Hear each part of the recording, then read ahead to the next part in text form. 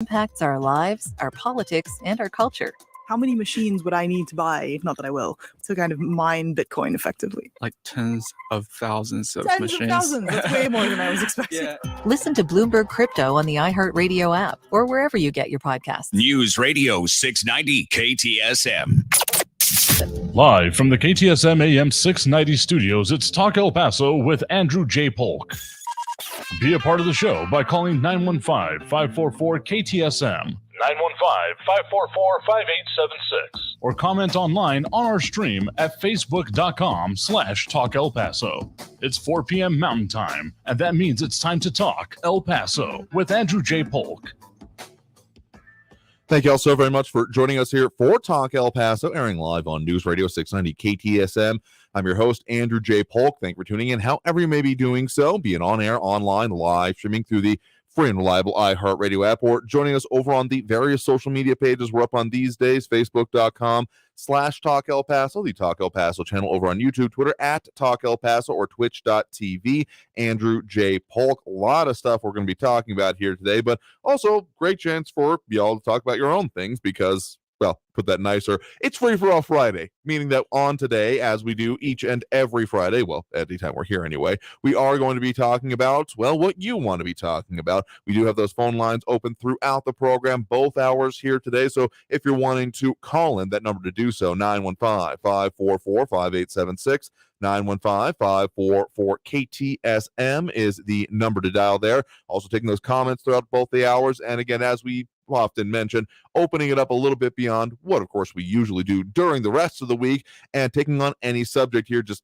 keep it clean, otherwise might not pop up on screen, and yeah, we're gonna lose you on the phone line, so to speak, if it gets to that. So let's not let it get to that. Instead, have a discussion about what affects us here in the borderland, but there's also so much more beyond that. We can never hope to address every subject, even if the concerns to y'all during the week. So this is your chance to, of course, get into it. Couple things top of mind. Don't worry. This is not if you guys don't want it, that's not exactly a potluck. We got a menu for you. Don't worry, because there's a lot going on in around the area. Didn't quite mention it yesterday, but of course, the Texas Republican Convention has begun here in Houston as of this week. I think technically it started yesterday or earlier this week in any case. And one notable thing that is, well, you may have seen the headlines here already, that specifically John Cornyn, of course, senator from Texas, was booed as his first initial appearance on stage.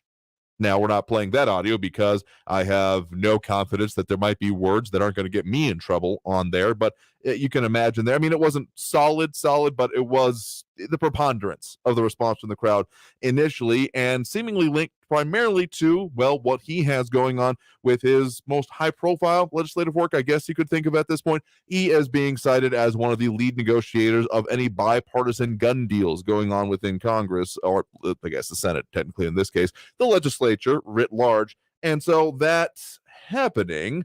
Michael Pett is posting up a link to there from Town Hall. The title there, rebukes John Cornyn for gun bill compromise there. So yeah, that's just a little part of the dialogue and discourse going on as we head into the weekend here.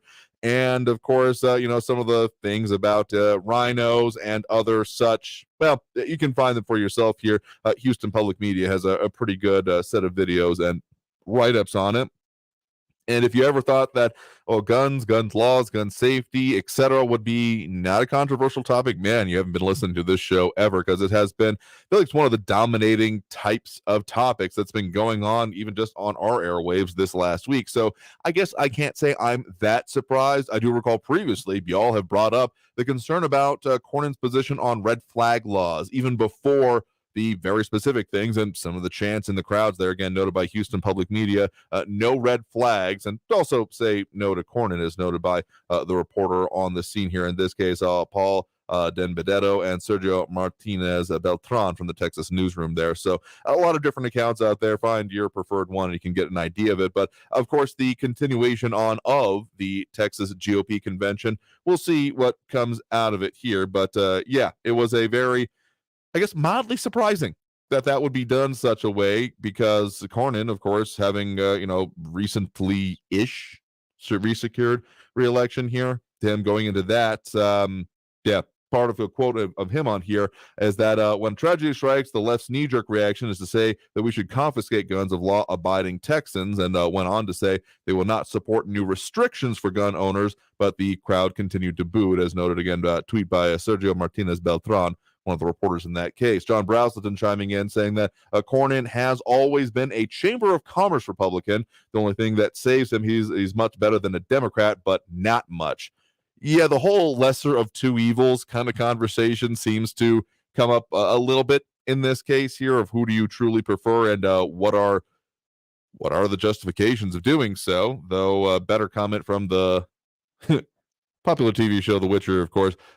Evil is evil, greater, lesser makes no difference to me. So that's just one of the things that we got going into this weekend here. And of course, those negotiations will continue to go on. And even when Cornyn talks about electing new leadership, noted that folks scream like Cornyn. So that'll be maybe not the highlight point of the whole Texas GOP convention here, but certainly one that is setting quite a bit of tone for it here. One of the other overriding things here in my mentality as we're reaching the end of the week is supply chain concerns. Now, I am not going on, full tinfoil hat on the idea of what's going on with a certain production even within this country, because yes, I have seen the lists of places saying that there have been almost targeting of production facilities in the country, and yet the issue with that is that citing of sources is important. A lot of these places don't, and even when they do come up with lists, almost invariably these lists include a listing of a facility supposedly here in El Paso that, well, there was a building that burned down that used to hold a meat processing plant and food store kind of operation here. The Stampede Food Processing, I believe, is what it was called. And the problem with its inclusion on lists like that is that facility was vacant for several years. It was no longer that company, and yet it ends up getting put on stuff like that. And most of the other places listed end up being hard to actually confirm or get down to it. I've done the deep dive into it to try and say, okay, if this is really a concern here, what should we be reacting to? But that's where it started for me, looking at, wait, why is El Paso on this when it really doesn't have any inclusion? There are serious, of course, food production issues going on here, but I think that the real issue we're going to be looking at into the coming probably years, because none of this stuff is just we'll get it back next year. Even just the stuff coming out of Ukraine, for instance, delving into that for a bit, just talking about food production, not even anything else about the larger conflict or war, etc. There's level of concerns with all of that, do not get me wrong, but just focusing for a minute here on the idea of food production and movement around, I don't necessarily believe that anything coming out or would be or should be coming out of Ukraine when it came to, say, particularly their wheat supply, producing somewhere around estimated to be like a quarter to maybe a third of the world's wheat supply. The United States wasn't getting necessarily a whole lot of that much, if at all. It was often going to regional areas in Africa and even the Far East. But of course, lack of supply in one arena can therefore lead to greater demand on existing supplies from other areas. So I have no doubt that it's going to have an impact. But what I really see is the issue is that we have had a number of disruptive events. One thing I've been looking more closely at is, essentially cattle both culling and die-offs, because there have been, even here within Texas, tales of, because of the cost of feed and things associated with it, farmers and ranchers more specifically looking at, okay, what is going to be the future of particularly their next generation of beef stock, so to speak, and that they are not necessarily able to actually keep it going, having to reduce herd sizes. And if that continues, I mean, there's even been talk of then trying to sell off the more juvenile cows, the ones that are not ready to be sent to market just yet. And even if that doesn't happen, maybe a general culling having to happen. And then, of course, the heat events that have also been going on. Yes, as much as it may stink for, I forget who it says was, Kevin Williams mentioning, cattle dying out in Kansas. That is one of the ones on my mind there as well. But I know that as much as, I forget who said it in our comments the other day, but that they got the swamp coolers and may not have been the best thing for them. I really feel for you in this heat and the humidity, and we still got a puddle of water from overnight rains in our parking lot outside. So that's where the swamp coolers stop being as specific. And Michael Pat is pointing to, again, one of those lists. I don't know if I've looked at that one specifically.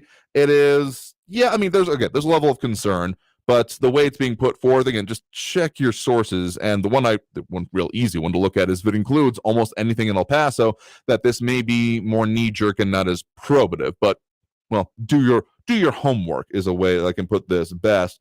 But, I mean, the way I consider it is that, yes, there are people maybe blowing it out of proportion, but there is still a level of concern that it makes sense to me to think about and, well, pursue your own actions against. I've been talking about it for a minute now. The idea of making sure that you've got yourself, well, you and yours essentially decently supplied, taken care of.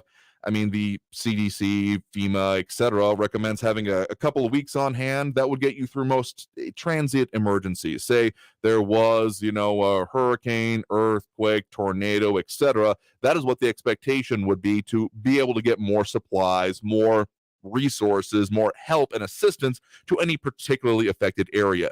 The thing that is not written into such advice and guidance is the idea of what if it's happening everywhere?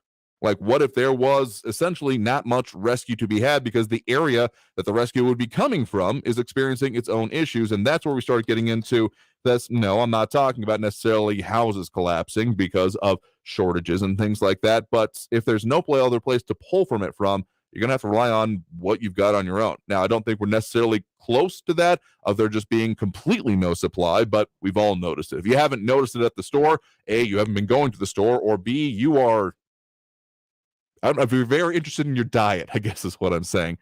But knowing that you've got some supply on hand to weather the maybe more extended times, I know, again, this is my particular story and not really something that is going to be life or death for me, but I've made sure to keep more Takis on hand.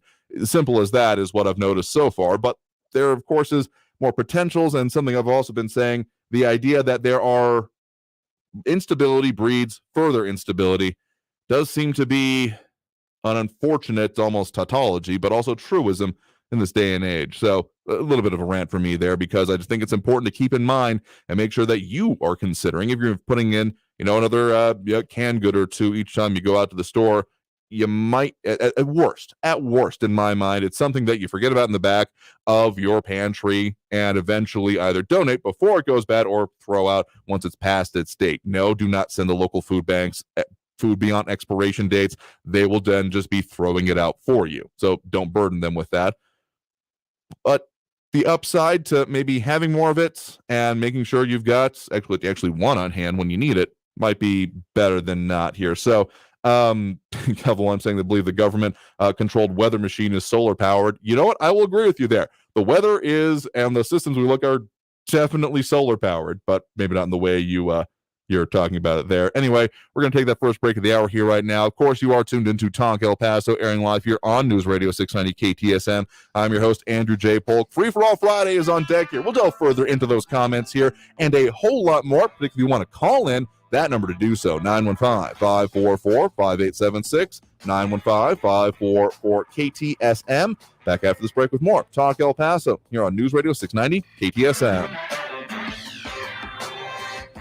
Speaking about food, and while we are wondering about what might happen in the future, what I can tell you right now, that with the holidays, with the summer season, with those things involving fathers and more, you might want to consider, well, what you're doing with your family and how you're gathering together at the dinner table, and still definitely available. Talked with Don Kovach, owner over at Enhanced Flavors, flavored olive oils, balsamic vinegars, and extra virgin olive oils. They've got their supply fully in stock, and they are ready for you. Get it delivered right to your door from your local supply. Find them online at enhancedflavors.com. That's enhanced with a D, flavors.com, to find their full selection of not even just the liquids that make your food taste better. That's a general category that I'm not sure they'll be happy with me mentioning, but they've also got, well, different kinds of pastas imported from some of the best places in the world for it: Italy, Tunisia, Greece, and Spain. I'm always surprised by what they got next. I'm excited. The new one for me to try out is the El Paso Zesty blend of their olive oil. So check them out and make sure you find them out in the community, often out there at farmers markets. But if you're looking for that hookup right now, again, find them and all the information on what they got and where they'll be, enhancedflavors.com. That's enhanced with a D, flavors.com.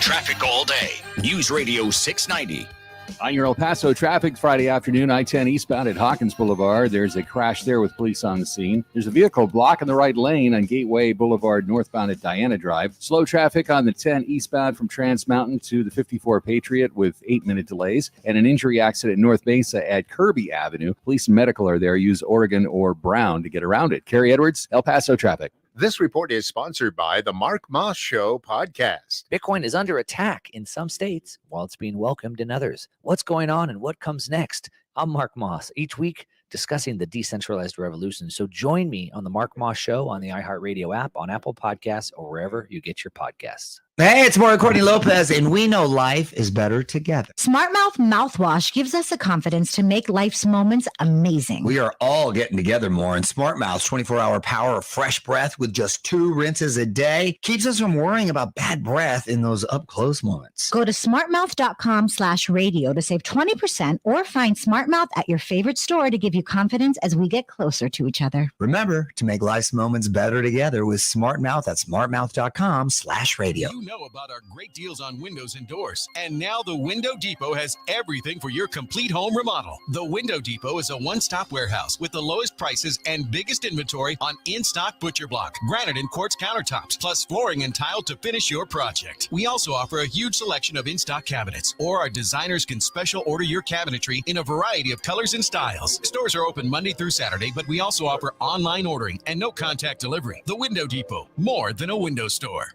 Maybe you've had to put off a health appointment or two during the COVID-19 pandemic, but if you're 45 or older, there's one test you shouldn't put off any longer. That's your regular screening for colorectal cancer. Colorectal cancer is the leading cancer killer, but can be prevented with regular screenings starting at age 45. There are more screening options than ever before, including at-home tests. It takes guts to put your health first. Ask your doctor about your options today and visit cdc.gov/screen4life for more information. Do you find yourself stuck in a timeshare? Get the real facts about the timeshare industry and your options for cancellation. Chuck McDowell, founder of Wesley Financial Group, beat the largest timeshare company in federal court and has put together a free information guide that reveals the secrets the timeshare industry doesn't want you to know, including the 5 ways to get rid of your timeshare. Call now and get this timeshare cancellation guide absolutely free. Call 800-738-9900. That's 800-738-9900. If you see something, why do you say something? I see safe for my friends. For my community. For everyone here. We all have something worth protecting, a why that unifies us. Report suspicious activity to local authorities. If you see something, say something. News Radio 690 KTSM El Paso. Live from the KTSM AM 690 studios, it's Talk El Paso with Andrew J. Polk. To be a part of the show, follow on Facebook at facebook.com/Talk El Paso. Now here's your host, Andrew J. Polk.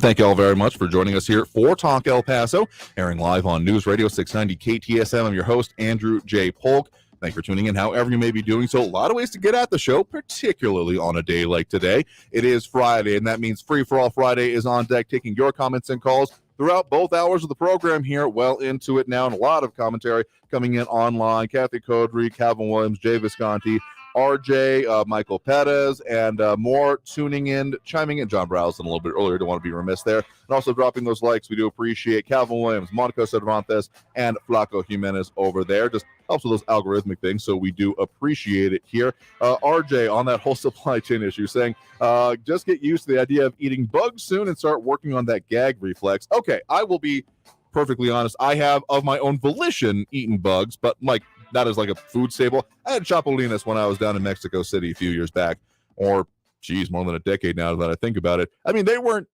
bad, but I wouldn't necessarily like do it on purpose. Like a lot, I had the boiled version, so they were like a little bit crispy, but mostly soggy. Maybe I just didn't get the right supplier from there. When I was in Chapultepec Park, oddly enough, I felt a little bit weird about eating crickets in a place named after crickets, but that's more my compunction than anything. I know that there's some companies out there trying to then do like a bug-based flour to be able to be baked into things. And if a market develops for that, you know what? Sure, I'm sure someone will try it. But when the choice starts getting removed and be like, no, you don't get anything else. Well, I think we'll probably see it in Chinese markets before anything else. And I know there's already different food things available over there, but I've been doing some looking into their actual farming operations. That if you, let's just say, if you have an issue with insects in any large amounts, maybe don't look this up, because the literal thousands, hundreds, millions, literally, of, in that case, roaches or something very similar looking to them, will definitely leave your skin crawling. No pun intended. Flockamenta saying, tastes like chicken. Not really. It was kind of like slightly earthier popcorn. I think that was at least the point anyway. It was like salt boiled here.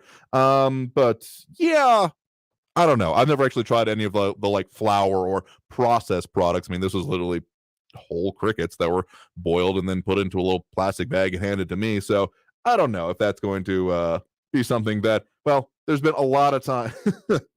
God, saying the only thing that doesn't taste like chicken today is the chicken. Yeah. So again, if you're ever going to a place that supposedly has alligator or crocodile on the menu, and they say it tastes like chicken, here's a hint: they're not actually serving you the crocodile, they're serving you chicken, and you're getting ripped off.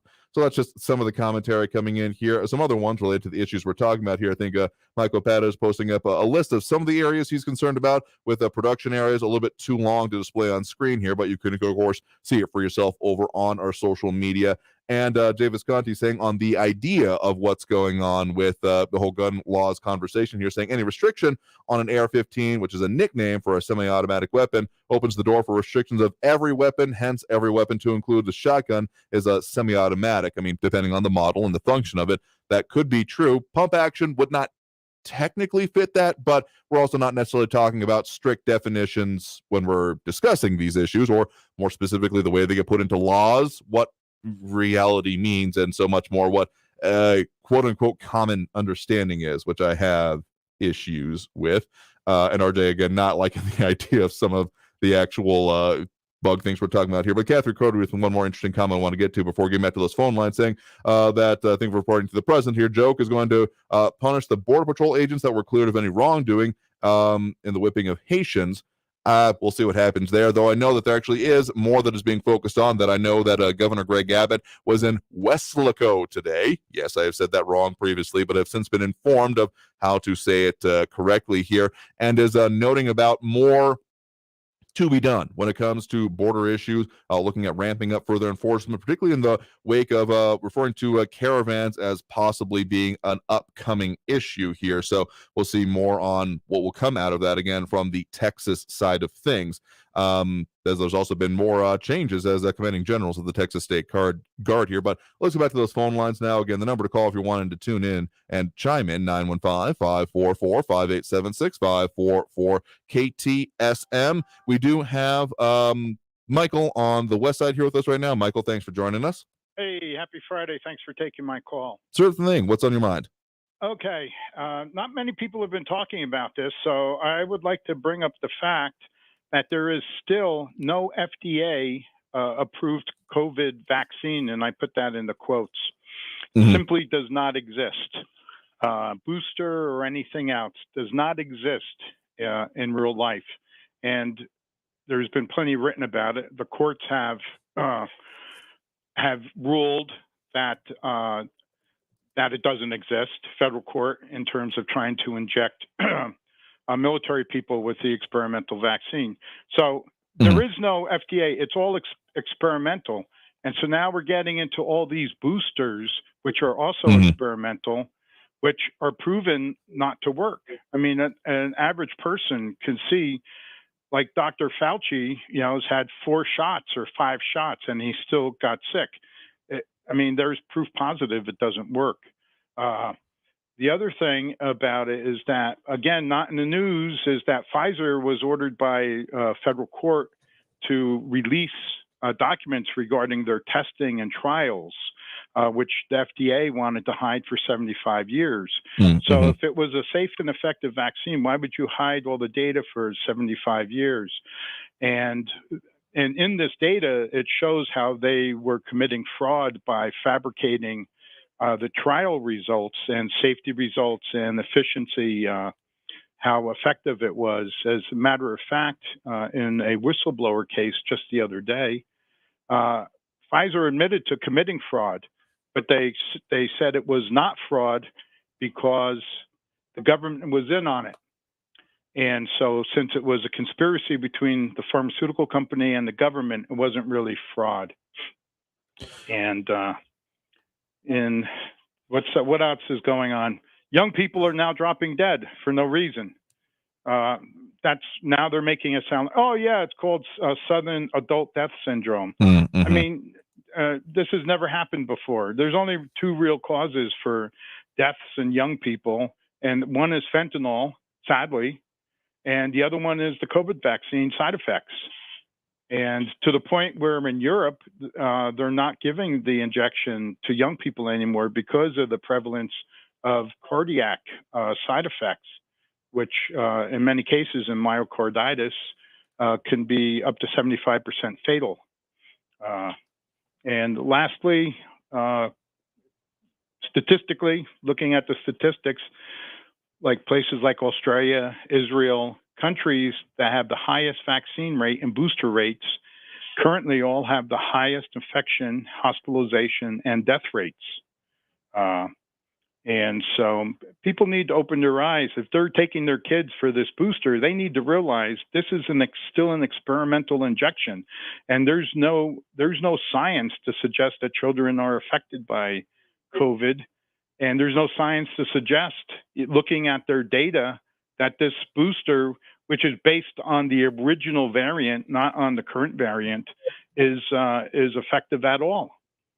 And so people need to start opening their eyes, do some research, and realize what a big scam that's been pulled over on us regarding this. I'll agree with you when I say that there are levels of concern that I have here, and anytime there is transparency or a lack thereof, as you're referencing here, that is then, and not as like okay, well, we have some reasonable questions, and saying, no, we can't tell you about that. That ticks me off just on principle, because it then leads to people then necessarily saying, okay, well, if we don't know, filling in the gap. I mean, nature abhors a vacuum, and the human psyche even more so, to when they are not answering questions about it or giving, good faith, like, okay, yes, here's the data that you need to know for any reason. I mean, that hasn't worked since the start of the pandemic, when they were saying, no, don't do the masks, don't buy them all up, when they really meant like, well, we're worried about our supply going to healthcare workers and, hospital employees, that kind of a thing. And it finally came out, and just all of that. That's just one microcosm example in this whole thing. So when they're not doing that, that just leads to further jumping to conclusions that can happen even beyond and far beyond what you're talking about here. But yeah. I mean, also making it so that people can make an informed decision about what they want to do. That is kind of a very necessary step in what is supposed to be the way the free and open, Western civilization works. And with a lack of that, I can guarantee you, the city, when people go to get their shots, I can guarantee you they do not tell people this is an experimental injection.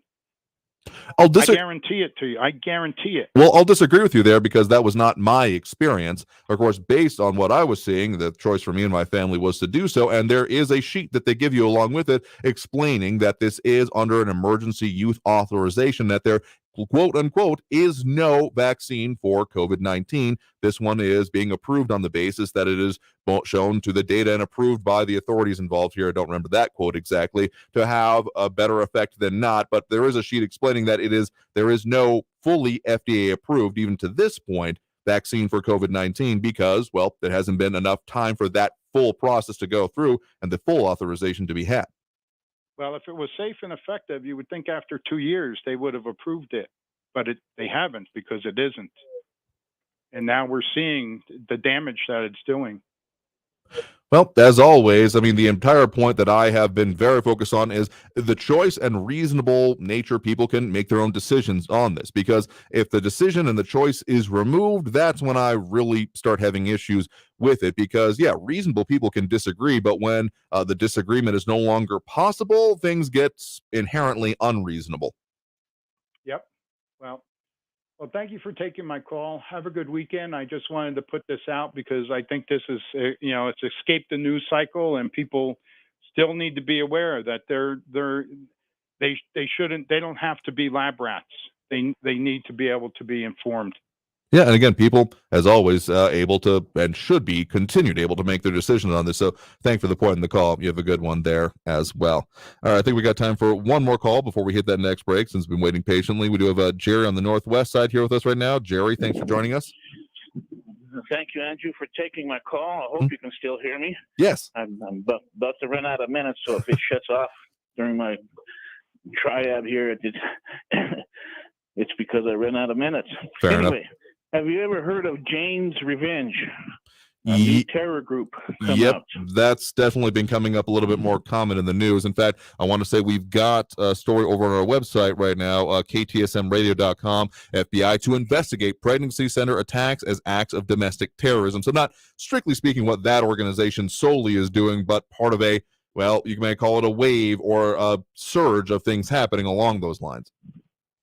Okay, reason why I bring it up, because Frankie's worried about losing democracy. First off, our nation is a republic, not a democracy. Now, we use democratic methods to elect our representatives, which makes us a representative government.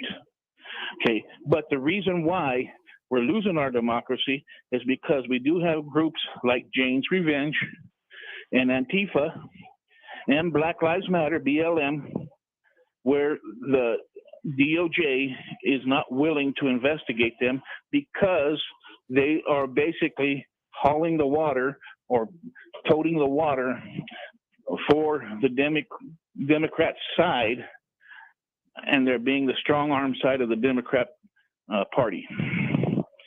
So there's a reason why we're losing our democracy, Frankie. You are correct. Even Bill Clinton recognizes it, but he recognizes it in the wrong direction. We are losing our democracy, republic, because the left is more radical than it has been in the last 275 years. So that's what I had to say. Thank you for taking my call. You have a good weekend. Sure thing. You have a good one there, too. I won't keep you dangling online there in case of your minutes here. But what I'll say is that yes and no in general, what you're talking about there, that yes, there is oftentimes a lot of, well, I don't like the methods, but they're doing what I like, so maybe I won't be that loud about it. And that happens, unfortunately, across the spectrum. It's amazing how principles can often find themselves a lot more porous than would have been declared otherwise if you happen to like what the violation of those principles is accomplishing, including the idea of nonviolence and actual politicalness of it. But what I'm going to say no to, there's the idea that this is more radical than it has been, if only for the simple fact, I mentioned earlier in the week, I'm revisiting a book I'd put down, but that is seemingly more relevant than it used to be, on called The Days of Rage. And it's an interesting read here, a book by Brian Burrow, subtitle America's Radical Underground, the FBI, and the Days of full title here, America's Radical... keeps reloading on me here, but yeah, Days of Rage, America's Radical Underground, the FBI, and the Forgotten Age of Revolutionary Violence. So I am not saying that, well, since it's better now, we don't, then that it's not that radical, but like, I mean, there used to literally be bombings that happened related to this, and we might be getting closer to that era. So I'm not saying that it's not, therefore, not a bad thing now, but that we've seen more radical things necessarily happening, maybe louder now. You may now find out about it more now. But I don't think we've seen the full extent of the possibilities here, I guess is what I'm really trying to get at there. So a lot of commentary coming in here on a lot of the issues we're talking in today. And that's, of course, what we do here on Fridays is get into all this. We are well overdue for that next break right now, getting into these issues. So we're going to go ahead and take that. Coming back, we'll get you more of the comments, more of the calls, more of everything we do here on Friday, here on Talk El Paso, airing live here on News Radio 690 KTSM. I am your host, Andrew J. Polk. Back after this break, that number to call, 915-544-5876, 544-KTSM. Stay tuned.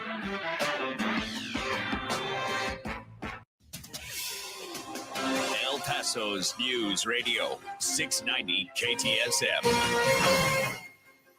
I'm Selena Madrid with your CBS 4 news update. Nearly 3 months after he allegedly shot and killed another man in Anthony, New Mexico, an accused killer is now behind bars. Anthony, Texas police say they arrested Anthony Salas yesterday. He's being held in the El Paso County Jail awaiting extradition back to New Mexico, where he there faces a murder charge. Investigators say he shot and killed Jose Hernandez during a domestic dispute back in March. And an El Paso man faces some jail time after authorities say he was caught impersonating a TABC agent. Investigators say 27-year-old Christopher Contreras visited a local bar last month, claiming he worked for the Texas Alcoholic Beverage Commission. He's charged with impersonating a public servant, which is punishable by up to 10 years in prison, along with a $10,000 fine. I'm Selena Madrid with your CBS 4 News Update. News Radio 690. Traffic all day.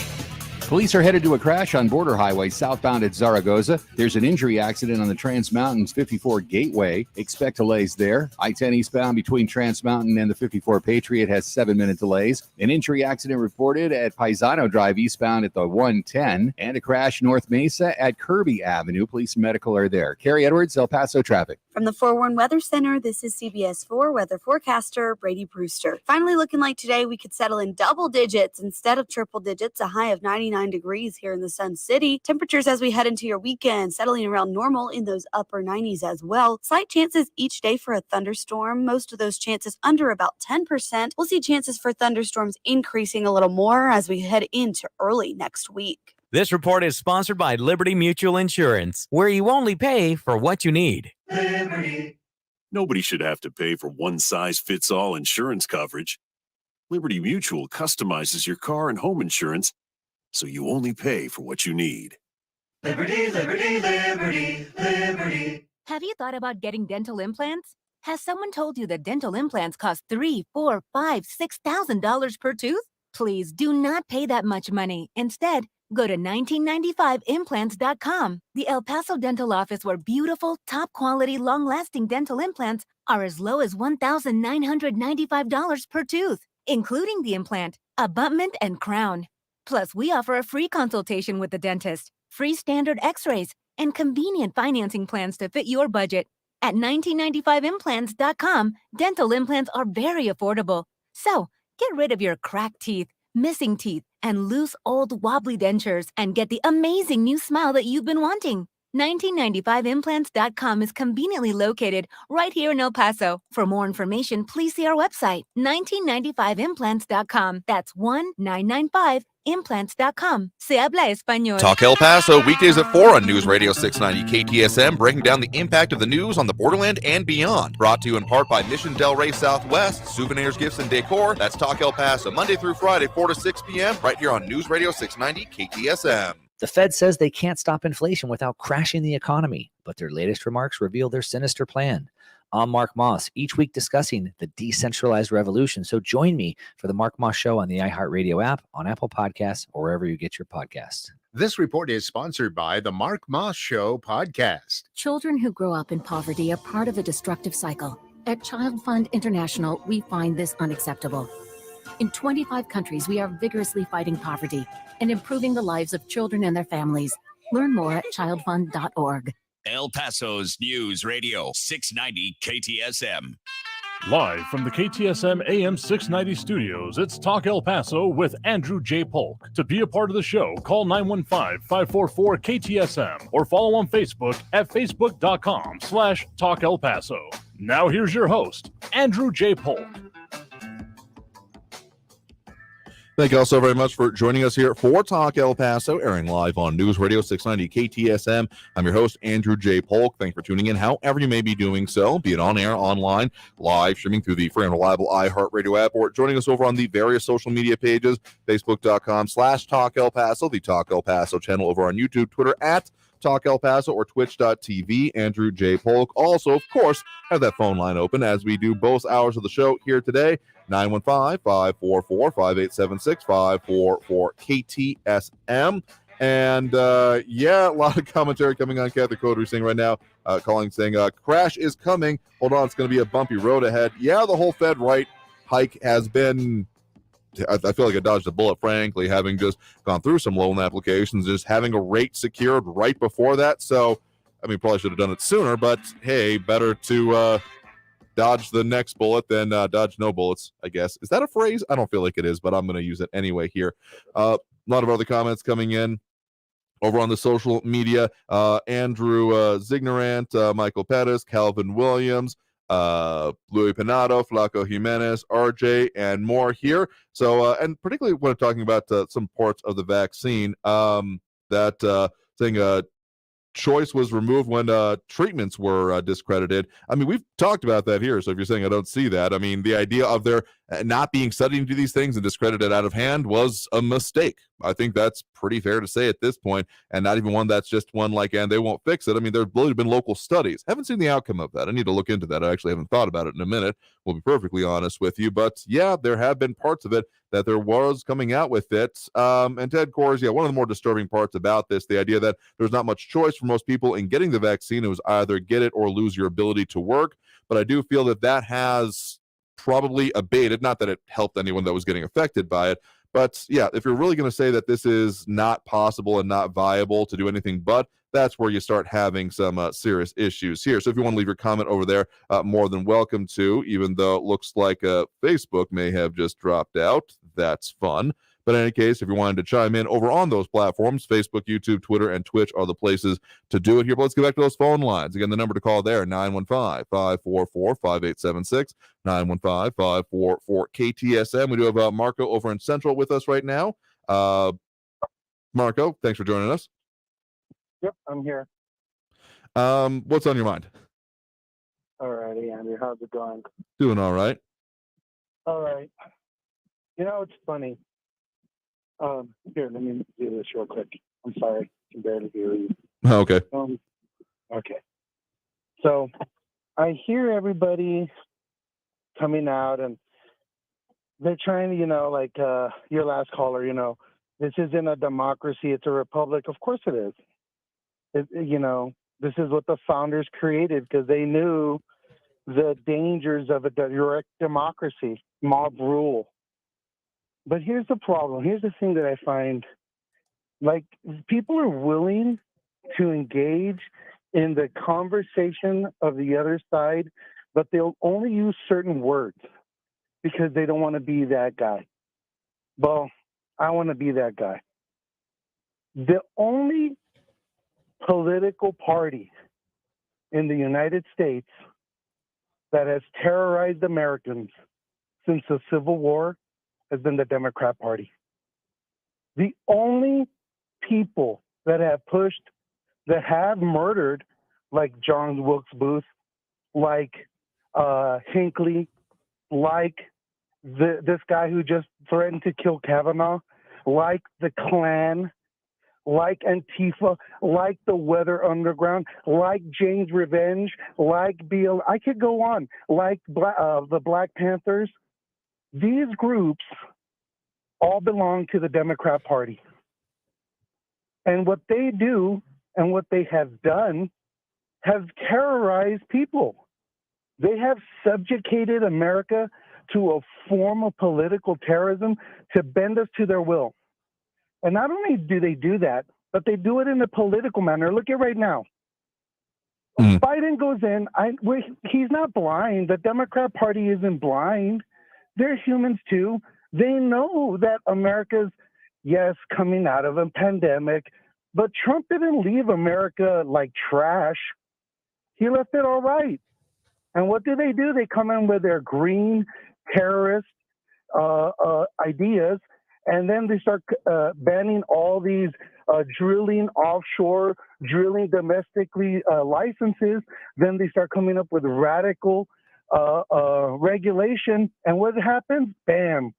Here we have $5 a gallon gas. Some people are saying it's going to hit 10. They pass their stimulus that they wanted, even though Republicans were telling them, you pass that bill, you're going to cause inflation. Bam, here's inflation. Mm-hmm. They're not dumb. They have to see that. And then they'll say, well, look at the world's going through it. Exactly. Of course the world's going through it. The World Economic Forum wanted this. They said it best. You will own nothing and you will like it. And I've always said it on your show. They don't give a damn about you, the Democrats. They don't care that you're suffering. They don't care that you have no gas. They don't care that you have no food.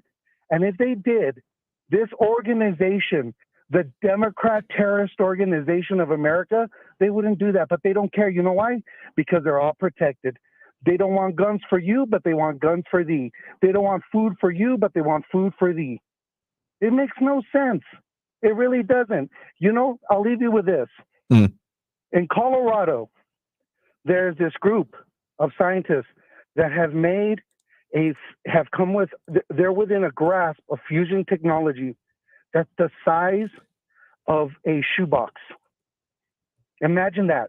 Limitless energy, unlimited energy in the size of a shoebox. Do you know what the Biden administration is doing right now? They're about to sue this company to stop them from doing that technology. Why? There's another company outside of, if I'm not mistaken, somewhere in the South. I want to say like Tennessee or someplace. I'm not sure, but they're there, and they've actually created the ion fusion to have fusion energy. They've done it. They've sustained it for about 4 or 5 seconds, and it dissipated. But the fact is, they did it. They did it. That's how you come to responsible, if you want to call it green energy, whatever. I call it the renewable energy, whatever. But that's how you would do it. You come up with the technology before you put people through the misery. But they're just putting you through the misery and trying to get you to the other side. But the fact is, they want an agrarian society. They don't want you, me, any of us prosperous. Why? Because they can pay off their global financial debts while we suffer. And that's the way I see it. Because inflation, Biden said it best, it's a great tool. And it's a great tool for the government to use to pay off their debts. Oh, yeah. I mean, that's not even something that has been buried that much. I guess it may not be the most publicly available thing, but it's literally been written about by some of the, Federal Reserve Board of Governors, previous head chairs of the Fed, about the fact that, I mean, the simple concept, if you take nothing else into consideration, that if you have a set amount of debt, a set chunk of money that you are required to pay off, if you make that money cheaper, the amount doesn't necessarily change, but you then make it easier for you to deal with. Because, yeah, the national debt may or may not be as impacting as some people think it is, but the fact of the matter is that confidence, that any impact on the confidence is one of the major issues that the Fed has and has to monitor and control. So they see, at least some who have literally written about this, have said that, well, if we can just make it easier to do it, make money cheaper effectively, that we can then pay it off and deal with it more easily, or at the very least, if there's not actually a focus on paying it off, make it so that it therefore has that much less of an impact even on just the psyche. Because, I mean, think about it, how much of our markets are, sure, regulated, have all these very technical requirements to it, but essentially fall down to what is consumer or investor confidence. And if people are less confident, things tend to go more badly.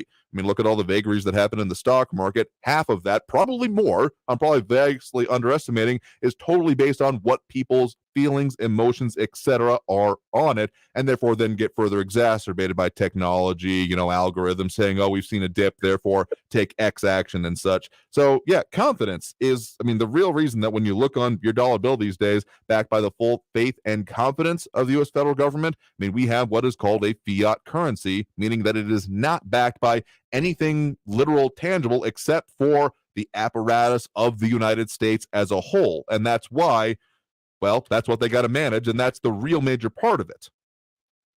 You're right. And so, unfortunately, for now, I don't know what the Republicans can do when they get into power, and it's going to be a slaughter. Make no mistake about it. That girl that took the position from the other Democrat in the Rio Grande Valley, that guy had been in power for over 100 years. And this lady comes in, she's a Mexican American. She's not a Latino American. She's literally a Mexican American born in Mexico. If that doesn't tell you everything, the Democrats are going to get slaughtered. And they're going to make it miserable from now until they leave office. And I guarantee you, even after they see how much they get voted out, they'll be like Adolf Hitler. They'll blame you. They'll blame me for their misery, that we're too stupid to understand their greatness. And well, until Biden's gone, and again, I wish no ill will to this guy. And no Republican should lift a finger to this man, because I want the history books to remember that it wasn't Jimmy Carter. It wasn't even FDR. It wasn't even the guy prior to FDR. It was Joe Biden who brought America to its knees, and the Democrat Party. Have a good Friday. You too as well. Have a good one there. Appreciate the point in the call. So we got to take that next break right now. Overdue a bit. See, we've gotten some of the technical issues dealt with over on the Facebook stream. So if you're missing us over there, should be back up. But in any case, we'll be back with more Talk El Paso after this break here on News Radio 690 KTSM. Stay tuned. Traffic all day. News Radio 690. We got 2 accidents on the border highway. One of them at Zaragoza. It's blocking the right lane. Police and medical on the scene. The second accident, just police now responding to a crash border highway eastbound at Fonseca Drive. Trans Mountain at the 54 Gateway. An injury accident. Expect delays there. And on the 10 eastbound between Trans Mountain and the 54 Patriot. 10-minute delays. Kerry Edwards, El Paso traffic. This report is sponsored by Liberty Mutual Insurance, where you only pay for what you need. Liberty. Nobody should have to pay for one-size-fits-all insurance coverage. Liberty Mutual customizes your car and home insurance so you only pay for what you need. Liberty, liberty, liberty, liberty. Hey El Paso, Ivan Ochoa, General Manager of Southern Park Chrysler Dodge Jeep Ram Fiat. We make car buying fast, fun, and easy. And due to high demand, we need trades. So we'll do whatever it takes to get you out of your old vehicle into a new car, truck, or SUV today. Even if you owe thousands more than your trade is worth, we want it, so you can get huge savings on every new and certified pre-owned vehicle in our huge inventory. For a limited time, get $4,000 off MSRP on the all-new 2022 full-size Wagoneer SUV with third-row seating and up to $7,000 off select new Ram trucks. Super low 2.9% APR for 72 months on the all-new 2022 Dodge Charger. All military personnel and all first responders receive an additional discount. Thank you for your service. Trade and upgrade for less during the Make the Switch event at Southern Park Chrysler Dodge, Jeep, Ram, Fiat. Where buying a car is fun. At I-10 at Southern Park Drive or online at southernparkdodge.com. Estamos en tu esquina El Paso. El Paso Strong. Includes factory rebate and dealer discount plus TTNL. 2.9% APR is $15.15 per thousand finance on select vehicles. 0 down with approved credit. Offers not combined.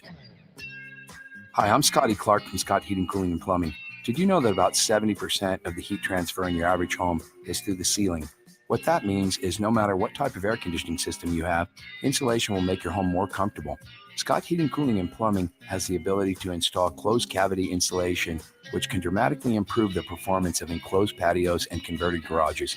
So call Scott Heating, Cooling, and Plumbing for a free estimate at 595-4529.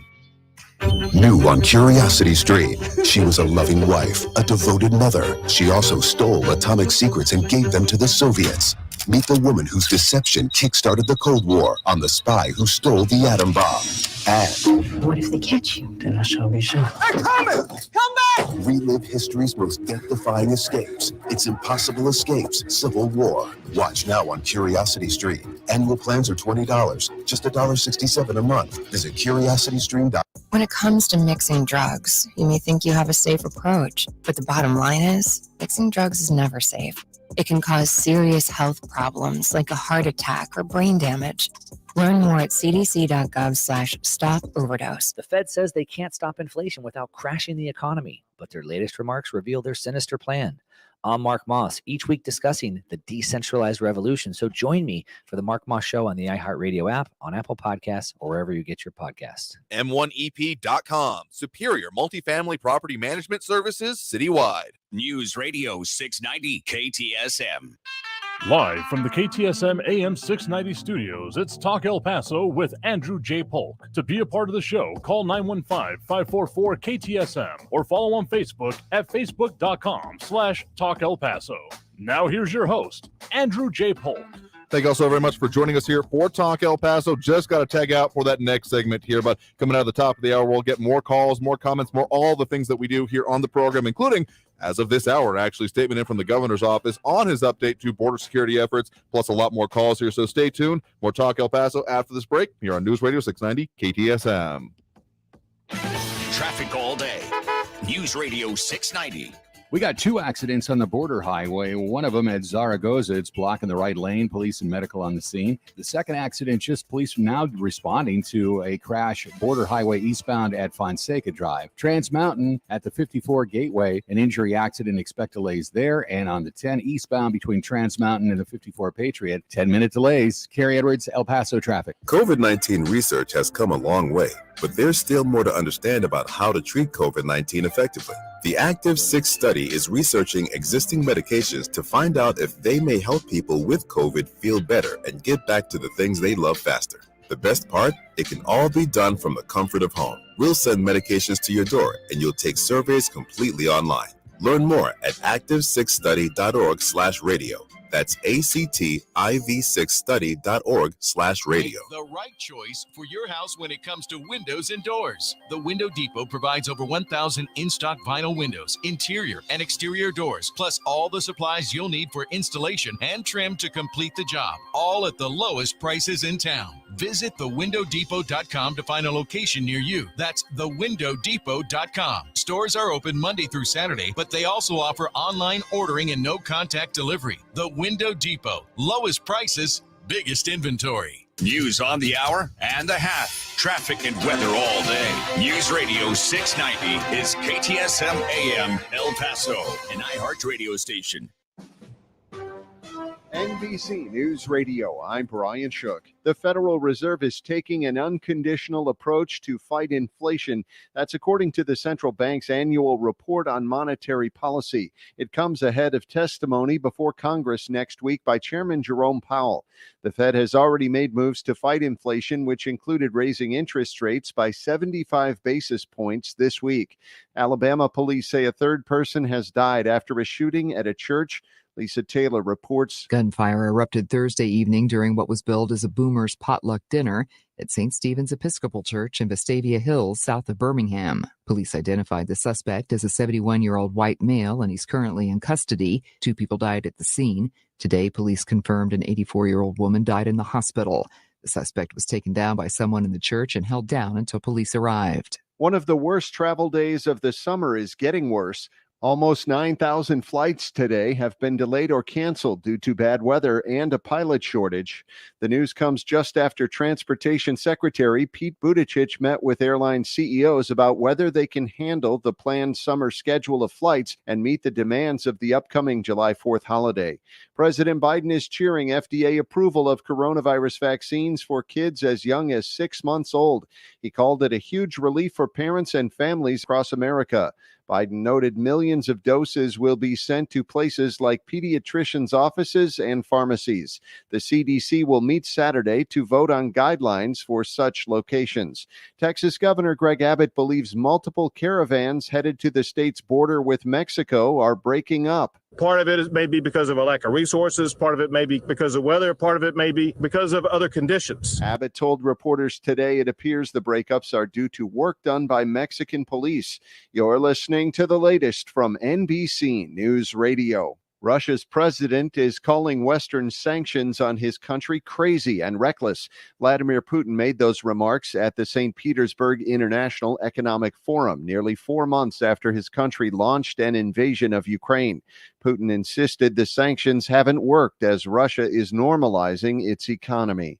Belief in God is at an all-time low in America. Rory O'Neill has the numbers. These days, only 81% of Americans believe in God. That's down 6 points from 2017 and is the lowest since Gallup started asking the question.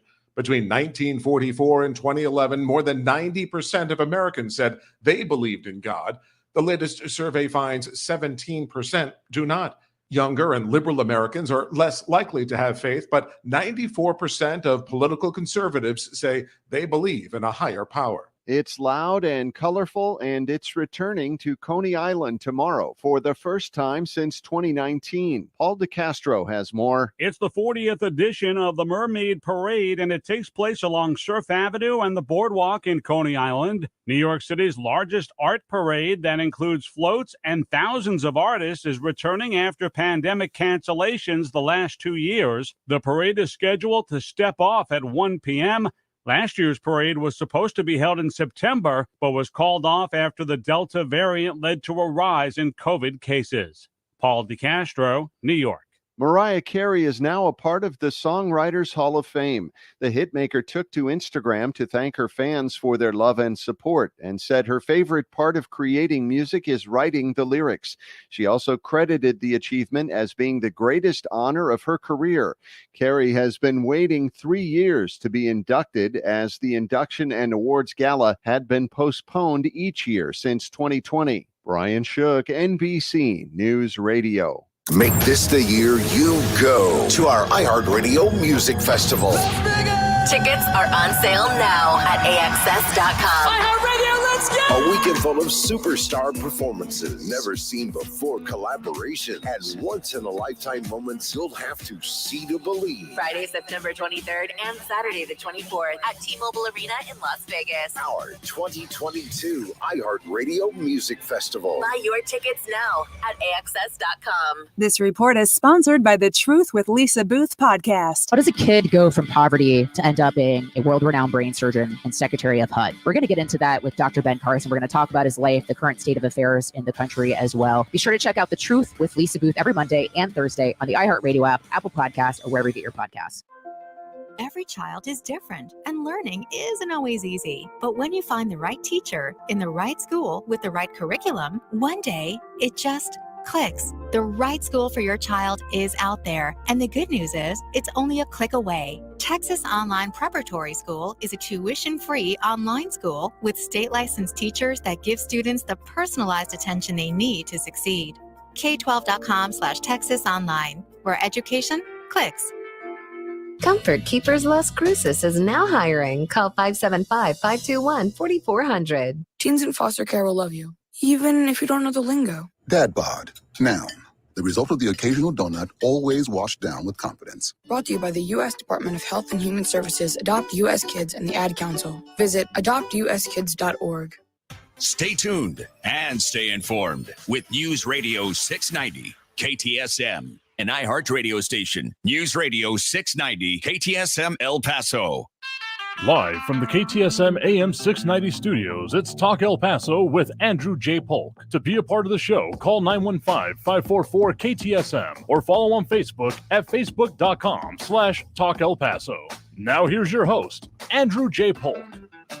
Thank you all so very much for joining us here for Talk El Paso, airing live on News Radio 690 KTSM. I'm your host, Andrew J. Polk. Thank you for tuning in, however you may be doing so, be it on air, online, live, streaming through the free and reliable iHeartRadio app, or joining us over on the various social media outlets we're up on these days, facebook.com/Talk El Paso, the Talk El Paso channel over on YouTube, Twitter at Talk El Paso, or twitch.tv, Andrew J. Polk. Do appear to be back up on all of those here after a brief apparent outage. Things seem to drop off anyway, but if you're not all back on the new stream or switched over, you can get back on there, leave your comments, but we of course also have that phone line open, as we do, well, at this point during regular shows, but with an added emphasis on Free for All Friday, which we got going on for you here in the second hour of our program for the day, meaning we're taking on all subjects, all comers, all of your comments and calls, well, as many as we can fit in anyway, into 2 hours. So if you want to come in there, full up at the moment, but the number to call is 915-544-5876-544-KTSM. Just tipping into some of the calls here. Edgar Ortiz saying having some trouble with El Paso Electric, talking about being back billed thousands of dollars for supposedly a faulty meter.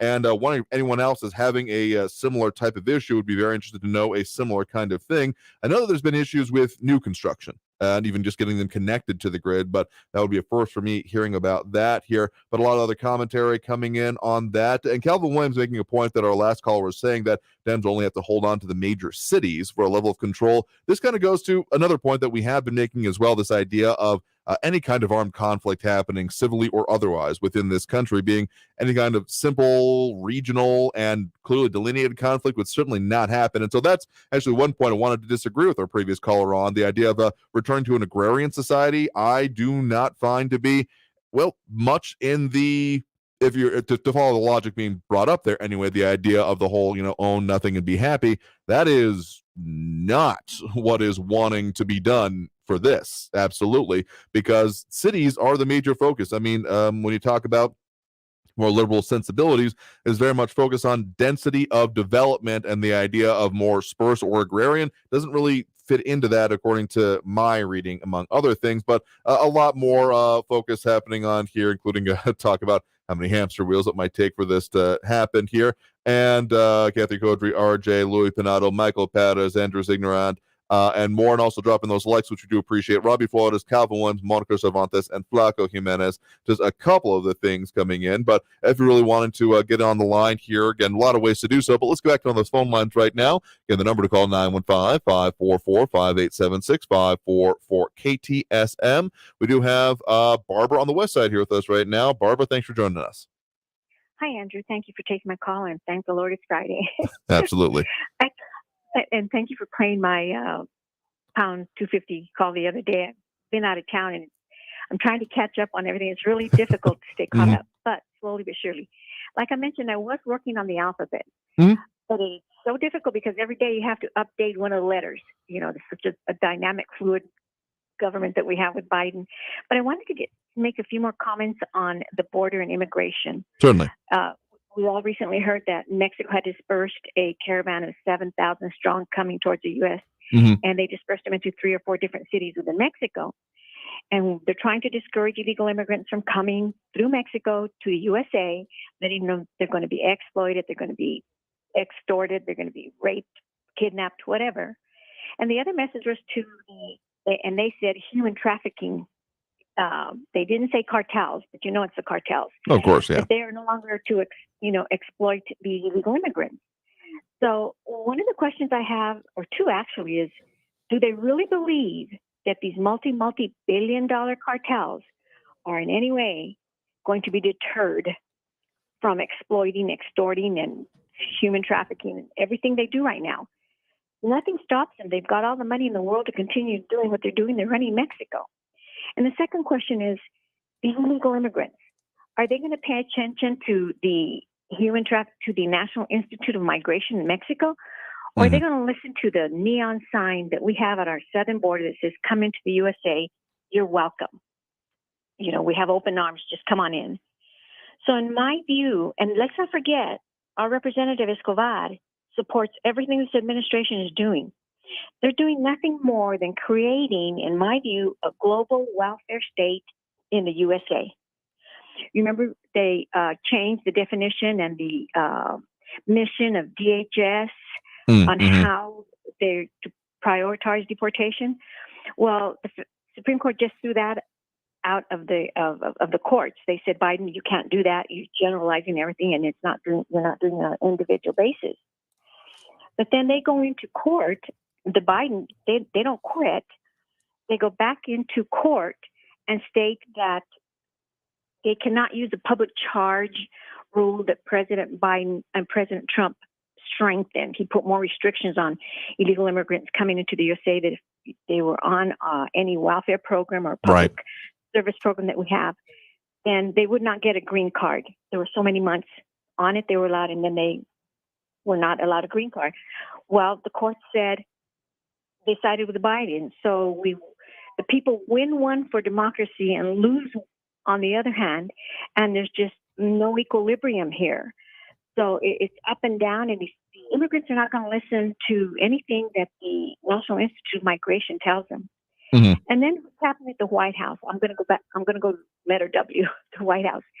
And these are liberal news stations reporting the chaotic, dysfunctional, tumultuous White House that we have. They're indicating that 21 staff are leaving or have already left the White House for midterms because they're expecting a huge losses by Democrats. 21 staff have left or are planning on leaving. The top lawyer for this administration is leaving. The head of the COVID response is leaving. The head of the Office of Public Engagement is leaving. Because of the president's low ratings, high inflation, extremely high gas prices, and they're preparing for heavy Democrat losses. I mean, we've been talking about that for a minute, yeah. He's complaining about that his staff is making him look weak because they're always, clean up on Biden aisle. he can't get it together. And so we're really stuck here. And I agree with the gentleman that called a few minutes ago regarding the state of our country. And I was reading today that we are now exporting more oil and gas than before.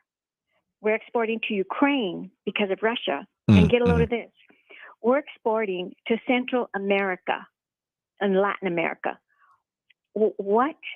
I mean, I thought we were groveling at Venezuela and other countries for oil, and now we're sending it. So I'm thinking to myself, what we're sending, are we buying it back?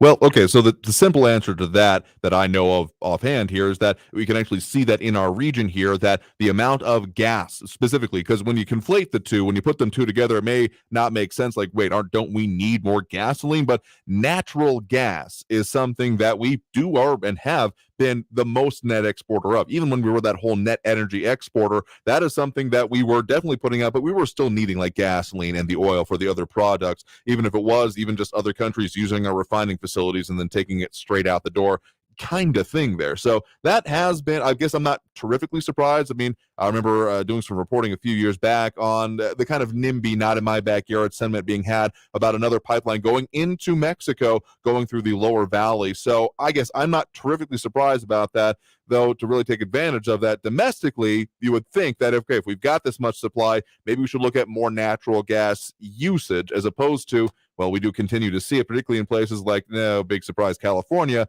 trying to eliminate entirely any kind of burning of fuels, electric only, heat pumps, etc. So I do think that there's a further conversation to be had there, but I guess I'm not as surprised about the idea that there is more exporting happening there, because that's what we tend to have a lot of. Well, Andrew, it's not that we continue to ship; it's that we're sending 32% more. Well, that too. Yeah. We're sending 11% more than under Trump in 2019. So that's a factor for inflation here in the USA. Why are we sending more if we need it here? And then Biden gets onto the oil and gas companies to ramp up production when he himself has put in restrictions and regulations to keep them from pumping. Yeah, I mean, we've got the issue. I mean, the added part there. Yeah, you're mentioning the commitments we have made to Europe and Ukraine and all of that to say, okay, well, if you're going to finally disconnect from Russia, we're going to try and support you there, which it does lead to several logistical questions. We'll fully agree with you there. Yeah, I mean, the natural gas, keeps our electricity generation and our utility bills down, and that's why we're seeing a jump in our utility bills. There's no rhyme or reason with this administration. There's no way to win, unfortunately. If God willing, we take the Senate and the House in 2022, and I'm hoping that El Paso wakes up like in District 24, and they voted in that Mexican, her name is Myra, I don't recall her last name, but we have to get somebody who represents the people of El Paso and not an agenda that is detrimental to our country. Yep. So vote Irina Armendariz, everybody, and vote Guadalupe Genad. We've got to get her in. I mean, Samaniego he's lost it too.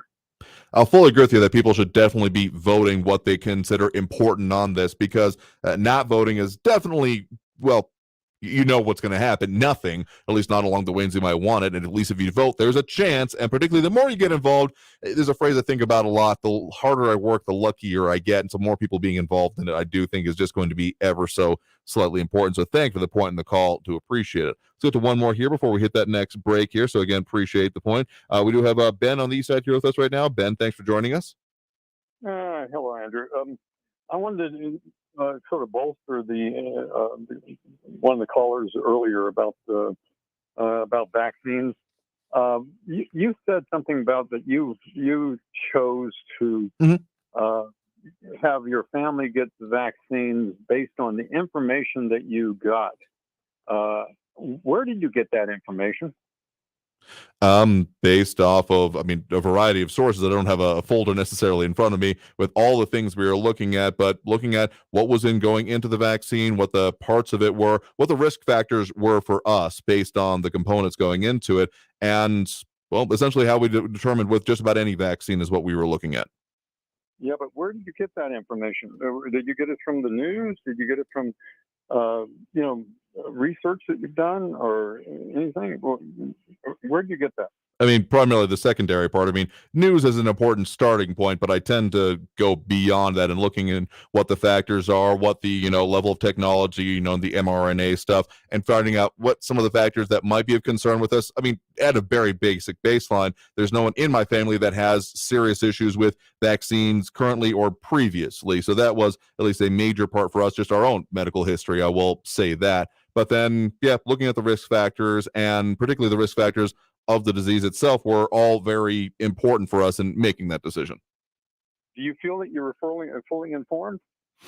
I mean, when it came to the vaccine itself, there have not been a lack of confidence, I will say. I mean, there again have been additional questions about transparency, which just tick me off because it then raises further questions about, okay, what else are they not telling us kind of thing, even if I'm not necessarily all the way on that they're actively hiding something. But yeah, it just ticks me off because it then raises further questions about, okay, what are we doing here? But I will say that, again, in our limited example and experience, we have not had any adverse effects, any adverse situations with it. So in sum total, we have been happy with the decision and what it has allowed us to do. Okay. Just go into that a little bit. And we've talked about this before, the Trusted News Initiative. You ever remember that? Mm-hmm. It was in 2019. Oh, yeah. Began in 2019 by BBC.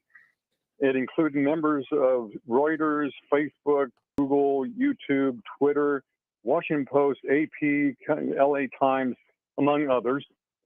And then, that was formed in order to take out the, quote, misinformation about the elections and everything. Mm-hmm. Then they went on when the vaccines came out.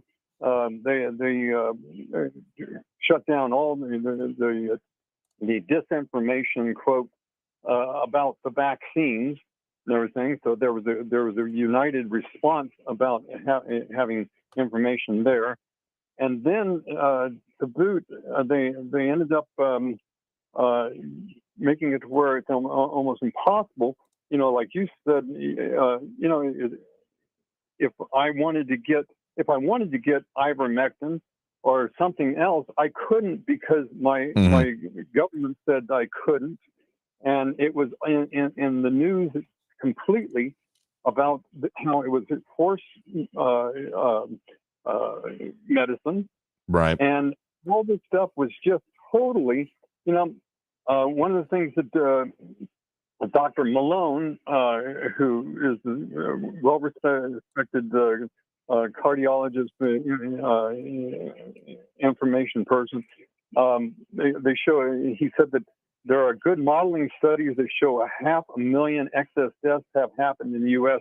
through the intentional blockade of early COVID treatment by the U.S. government. It seems like Big Pharma, huge financial gains at the cost of at least 500,000 American lives. Aren't you a little curious and also upset that this, Pfizer had to have a FOIA request in order to get 45,000 documents that, or 45,000 pages of documents that were supposed to be held for another 75 years in some vault, and because they got a FOIA request and was granted the FOIA request, they had to release that information. And now, if you do some research, you can find out there is a lot of stuff that Pfizer knew from the very beginning that this was going to be to start out with. They thought at least six different shots. That there was a lot of problems with people getting problems with myocarditis, other problems. They came out at the beginning of this saying that the shot will stay in your arm, and they knew from all the stuff that's coming out that they knew that it doesn't stay in the arm. It circulates throughout the body. Lie after lie after lie, and promulgated by the trusted news initiative, a conglomerate of people that decided they were going to decide what was information and disinformation. The disinformation squad that the government is putting on us right now. What do you think? I mean, yeah, I've been kind of ticked off about the way that this has been going wrong for a while now. I mean, okay, to sum total, the major question you're asking there about how do we make a decision? We weighed the benefits, cost, and the stuff that I was looking at, which, yeah, definitely goes deeper than headline news, is how I just treat everything in my life and would encourage everyone else to do. But, the cost benefits of this being a new-ish area of technology. But, yeah, the question that keeps coming up about what did we know, when, and how, the fact that has to keep coming up does tick me off unequivocally, because the fact that this has to keep being a thing being brought up and will probably be until there is satisfactory answers, and the room that it then gives for more off-the-wall theories than necessarily anything you're discussing here, but they're certainly out there, and we know that they are. And the fact that gives this room without there being transparency, I am fully in favor of as much information as is not literally compromising of national security being out there and available to the general public. Because if it's not, that's when we start running into these situations about, okay, what's actually going on, and in fact can often obfuscate the idea that, well, they actually have other intentions beyond what is being flatly stated. And I don't even necessarily mean that in a totally nefarious way, but just the whole messaging about masks. I mean, this whole pandemic has just been a cluster muffin for everything involving public policy, commentary, information, technology. All of it is just wrapped up, and I hope that there will be some very good study and analysis of how to not foul up this bad in the future, because a lot of this, it self-owns. Like, it wasn't even necessary, but someone thought, no, they can't really be trusted with why we need the mask, and we need them not to buy the mask, so we need to tell them that, no, don't do it. But then it's frustrating as hell, in short. So the real major policies that I keep coming down to in all of this, because yes, the details coming out are of concern to me, but I keep coming back to this. The idea that making it so that there is not a choice available is one I am always going to oppose, even just within the sphere of how modern medical practice, Hippocratic oath kind of stuff, draws out that there is the ability for a rational thinking and consenting adult to refuse treatment. There's a reason that things such as do not resuscitate forms exist, because just because it may save a life does not mean that you have the right to do it for someone who is able to make that conscious choice.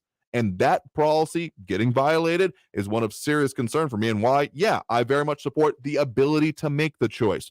The choice was for us at that point in time, when I still feel comfortable with, to do so, and anyone to not do so, very much, more power to you. I hope that you also have a full understanding of what the risks and possibilities are with this and have made your informed choice, because anything less is not treating us as full adult citizens of this country and such here. So I thank you for the point in the call. Do appreciate it. We are overdue for that next break right now. So coming out of this break, we will get to more of the calls, more of the comments, more of everything we do here on Friday. Really getting to it in here today, as we definitely do. So stay tuned. More Talk El Paso after this break here with News Radio 690 KTSM. Traffic all day. News Radio 690. On Border Highway southbound at Zaragoza, still got that earlier crash that is still blocking the right lane. Also on Border Highway 375 eastbound at Fonseca, underneath the overpass, that earlier crash is cleared off to the right. All lanes are back open, but you've still got delays in that area. And the 10 westbound at Executive Center Boulevard, a stalled vehicle, two of them off to the left. Kerry Edwards, El Paso traffic. This report is sponsored by Staples Stores. Staples has your workspace covered with furniture and organizational items curated by Staples Work From Home Style Squad. Now get 25% off storage and filing products, chair mats, decor, and lighting with the purchase of a desk or office chair. In-store only. Offer N72. Staples, the working and learning store. New on Curiosity Stream. From time to time, we have collisions between asteroids and the Earth. We track them, we study them, we hope the big one never comes. Don't look up, it's asteroid rush. And alligators. They rarely get sick. They even outlasted the dinosaurs. Could they hold the secret to human longevity? Their blood could have antibacterial applications. Wade into the investigation on immortal alligators. Watch now on Curiosity Stream. Annual plans are $20, just $1.67 a month. Visit curiositystream.com. Maybe you've had to put off a health appointment or two during the COVID-19 pandemic. But if you're 45 or older, there's one test you shouldn't put off any longer. Regular screening for colorectal cancer. Colorectal cancer is a leading cancer killer, but it can be prevented with regular screening starting at 45. There are more screening options than ever before, including at-home tests. It takes guts to put your health first. Ask your doctor about your options today. Visit cdc.gov/screen4life for more information. Finding great candidates to hire can be like, well, trying to find a needle in a haystack, but not with ZipRecruiter. Its powerful technology actively finds and invites qualified candidates to apply to your job. So while other companies might deliver a lot of hay, ZipRecruiter finds you the needle in the haystack. See why 4 out of 5 employers who post a job on ZipRecruiter get a quality candidate within the first day. Try ZipRecruiter for free at ZipRecruiter.com/free. That's ZipRecruiter.com/free. Chances are you're jamming in your car right now. And since Liberty Mutual customizes car insurance so you only pay for what you need, Limu and I are going to show you some safe car dance moves. Hit it. Everybody, check your blind spots real quick. Now hands on the wheel. Put them 10 and 2 and move your head like a bird do. Only pay for what you need at libertymutual.com. Liberty, liberty, liberty, liberty. Freedom of speech lives here. To me, freedom of speech is being able to say anything you want. El Paso's News Radio, 690 KTSM. El Paso's News Radio, 690 KTSM. Live from the KTSM AM 690 studios, it's Talk El Paso with Andrew J. Polk. To be a part of the show, call 915-544-KTSM or follow on Facebook at facebook.com/Talk El Paso. Now here's your host, Andrew J. Polk. Thank you all so very much for joining us here for Talk El Paso, airing live on News Radio 690 KTSM. I'm your host, Andrew J. Polk. Thank you very much for joining us, however you may be doing so. A lot of ways to chime in on the show, even if we're kind of blowing up our brakes here on this Friday. We're getting into it as we do most Fridays, but this one feels kind of ramped up to 11 here. But don't worry, we'll keep squeezing out what we can before the end of the hour here. Some interesting conversation. I'm often surprised. I'll just be perfectly honest with y'all, the way conversations particularly go over on the social media, Facebook, YouTube, Twitter, and Twitch. But the definition and practice of intellectual curiosity is not what I was expecting to come up today. But there you have it. If you want to wade into that on your own here, more than welcome to. Again, Facebook, YouTube, Twitter, and Twitch, either under Talk El Paso or Andrew J. Polk on most of these here. Yeah, but it's a good time here almost always. So let's go back to those phone lines now. Again, that number to call, 915-544-5876, 544-KTSM, the number to call there. I think we do have Raul in the Northeast on the line here with us right now. Raul, thanks for joining us. Hey, Andrew. So here's a little of what Trump's mob was chanting while attacking the Capitol. Hang Mike Pence! Hang Mike Pence! Where's Nancy? Where's Nancy? You know, since 1965, when the country's racists switched parties over civil rights, the Democratic Party became the first party to have a black president, first party to have a black woman vice president, first party to have a black Supreme Court justice. It's a party that looks like America with a lot of blacks, Hispanics, and women, a broad coalition of many groups, environmentalists, civil rights activists, freedom of choice activists, all kinds of folks there.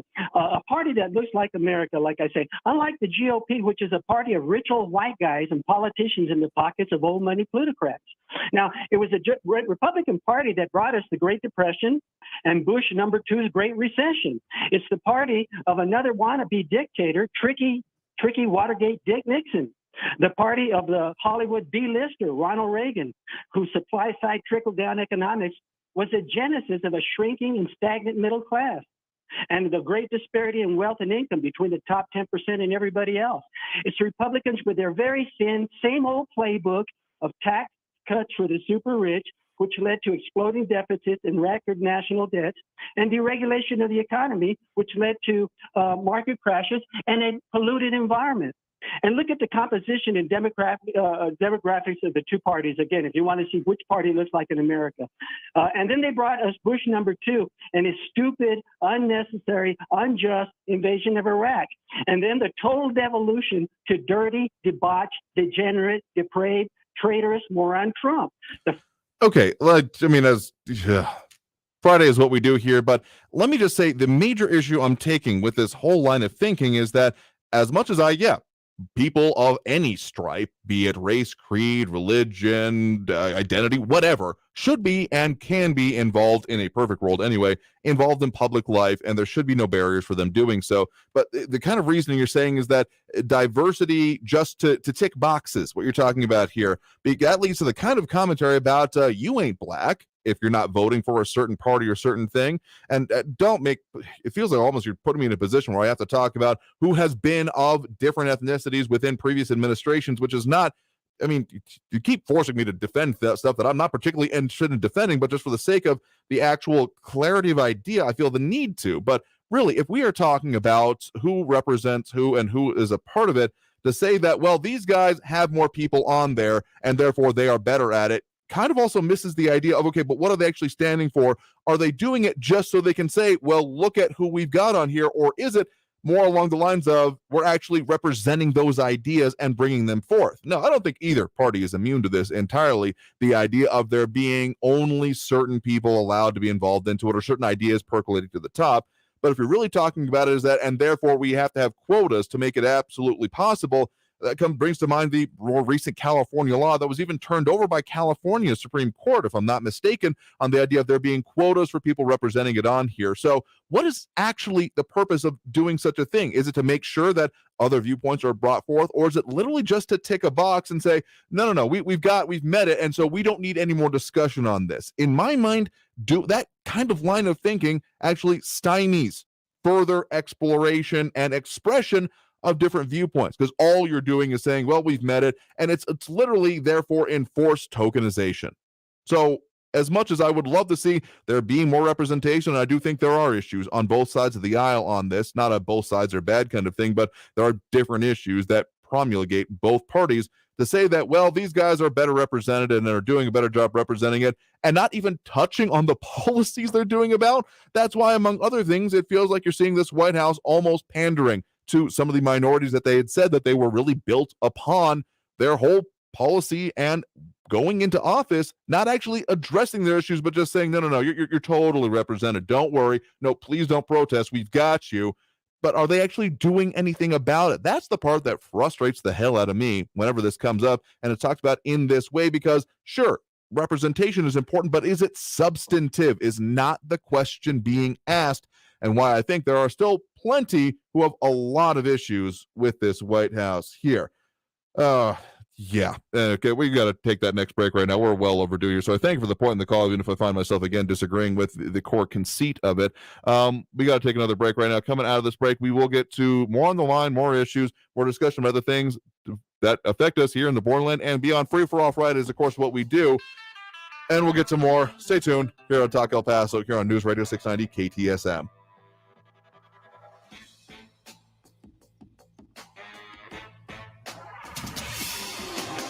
El Paso's News Radio 690 KTSM.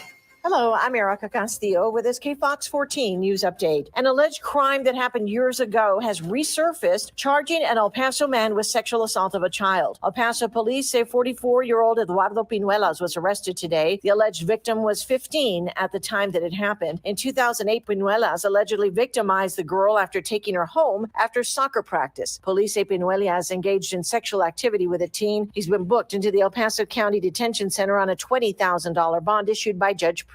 And a homeless man died after a drowning in a canal in south central El Paso last night. The incident happened in the Franklin Canal near El Paso Drive in Glenwood at about 9:35. Officials have not identified the man, yet the preliminary investigation revealed the man was living in a section of the canal located underneath the bridge overpass on Glenwood Street. Fire officials said a man in his 70s received CPR at the canal. They have not confirmed if it was him who died. I'm Erica Castillo with this KFOX 14 news update. News Radio 690. Traffic all day. That earlier crash on Border Highway, southbound at Zaragoza, still blocking the right lane. Disabled vehicles blocking the right shoulder, I-10 westbound at Viscount. An accident from earlier, also on Border Highway, underneath the overpass at Fonseca. All lanes cleared up, but still some slowing in that area. And a couple of vehicles off to the left, I-10 westbound at Executive Center Boulevard. Carrie Edwards, El Paso traffic. From the 4-1 Weather Center, this is CBS 4 weather forecaster Brady Brewster. Finally looking like today we could settle in double digits instead of triple digits, a high of 99 degrees here in the Sun City. Temperatures as we head into your weekend, settling around normal in those upper 90s as well. Slight chances each day for a thunderstorm. Most of those chances under about 10%. We'll see chances for thunderstorms increasing a little more as we head into early next week. This report is sponsored by Red Pilled America. Wondering how our country can get out of this mess? Then you should be listening to Red Pilled America, the best storytelling show in the country. This week we tell the story of how our culture has shifted so far to the left. Listen to Red Pilled America every week on the free iHeartRadio app. That's Red Pilled America. As the country bounces back from COVID and mask mandates are lifted, your business needs a lift too. Promote your company right here, right now. Radio ads connect with 93% of Americans every week. That's more than Google, more than Facebook, more than TV. In fact, radio reaches 20% more millennials than TV. Want more of the people you want to talk to all in one place? Visit iHeartAdvertising.com and get AM and FM working for you. That's iHeartAdvertising.com. COVID-19 has affected millions across the U.S. If you and your family get sick, you may be wondering how you can help. Learn more about Active 6, a research study looking at potential treatment options for COVID-19 that may help people with COVID feel better faster. You may be able to help from the comfort of your own home. We'll mail medications to you and you'll complete surveys online. Learn more at active6study.org/radio. That's activ6study.org/radio. How does a kid go from poverty to end up being a world-renowned brain surgeon and Secretary of HUD? We're going to get into that with Dr. Ben Carson. We're going to talk about his life, the current state of affairs in the country as well. Be sure to check out The Truth with Lisa Booth every Monday and Thursday on the iHeartRadio app, Apple Podcasts, or wherever you get your podcasts. This report is sponsored by The Truth with Lisa Booth podcast. Why should you volunteer with Meals on Wheels? I never thought that 5 minutes could make so much difference in the lives of two people, but it has. Drop off a warm meal and get more than you expect. Volunteer at americaletsdolunch.org. Brought to you by Meals on Wheels America and the Ad Council. Always just minutes away from the latest news around town and around the world. You need to know what's going on. News Radio 690 KTSM. News Radio 690 KTSM. Live from the KTSM AM 690 studios, it's Talk El Paso with Andrew J. Polk. To be a part of the show, call 915-544-KTSM or follow on Facebook at facebook.com/Talk El Paso. Now here's your host, Andrew J. Polk. Thank you all so very much for joining us here for Talk El Paso, airing live on News Radio 690 KTSM. I'm your host, Andrew J. Polk. Thank you for tuning in, however you may be doing so, squeezing in what we can before the end of the program here for Free for All Friday.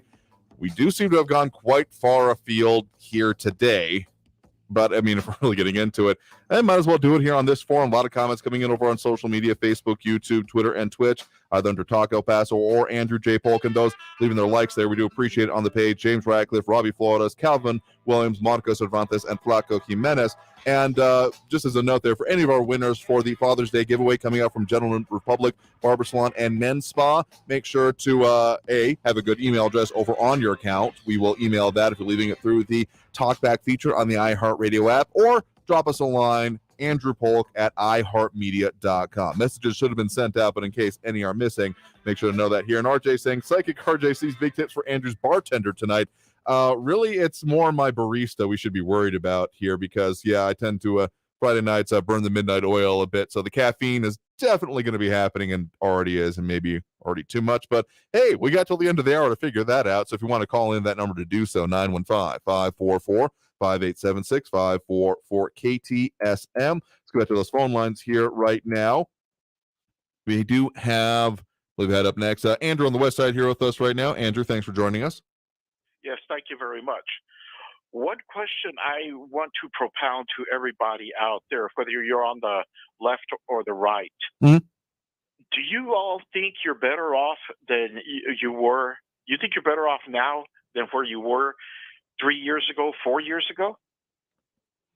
I think that's definitely the question going to be in a lot of people's minds as they hopefully are already, or at least start to consider what they're going to do at the ballot box come November. It's the economy, stupid. As many as the other issues going on in the world, there is little in my mind, and that has borne out across history, that is more motivating than that when it comes to people deciding how or even if they're going to cast their ballot.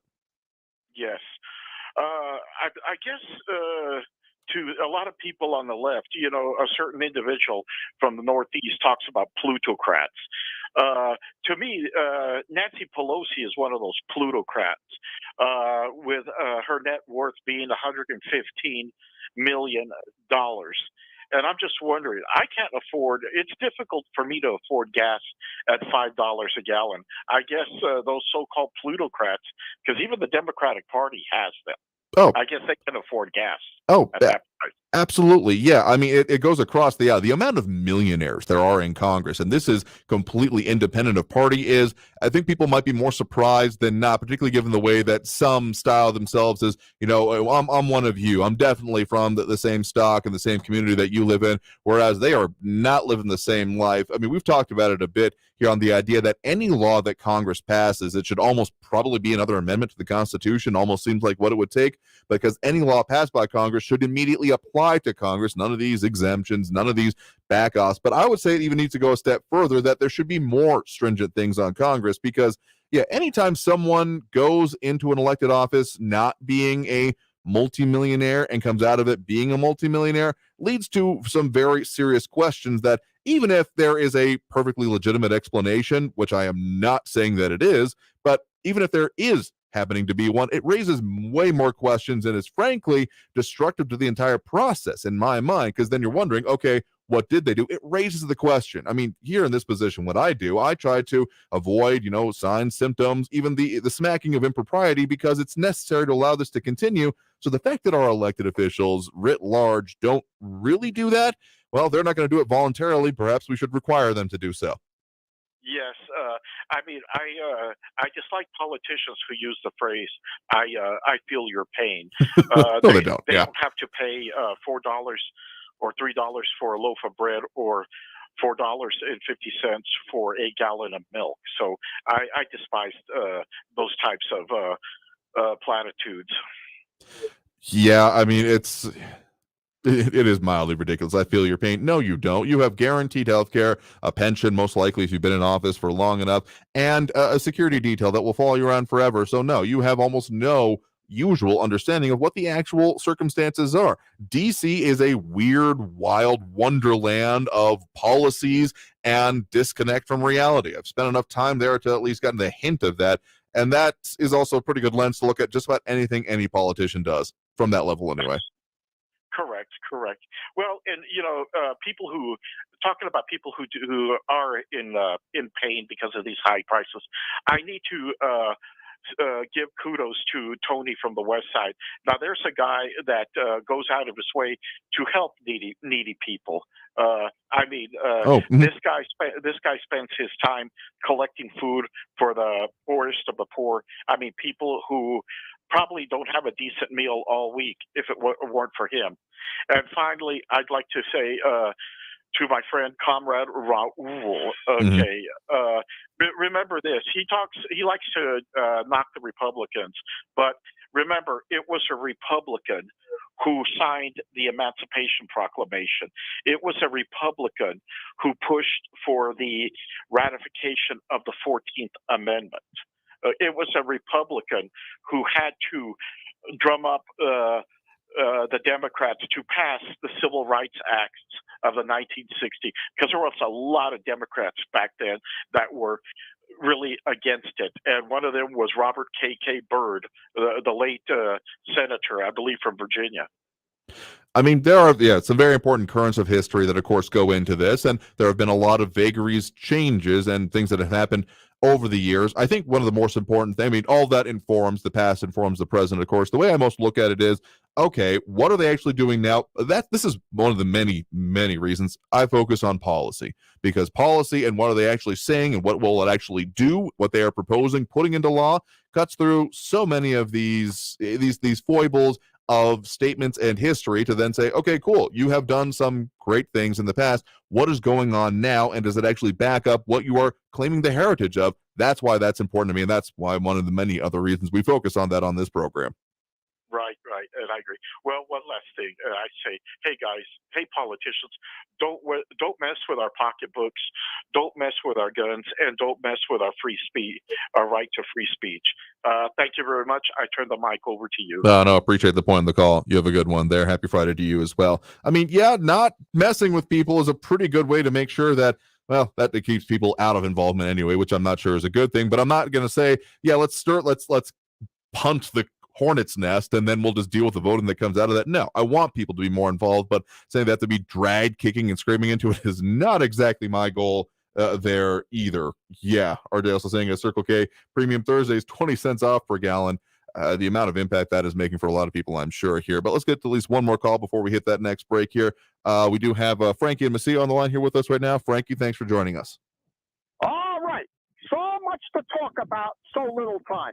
But let me reiterate again, you cannot operate a functional democracy when the majority of the electorate are ignorant. So you go on the phone, rightly so, and many others that are very, very knowledgeable and concerned, and say, go out and vote. Now, what does that mean? Dave, you're missing some words here, maybe a predicate. Go out and vote. It's like, don't forget to go out and jump. Jump what? Jump into a pile of sharks? Jump into a septic tank? What does that mean?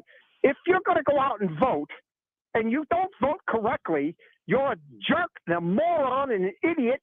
What does that portend? How does this help the democracy?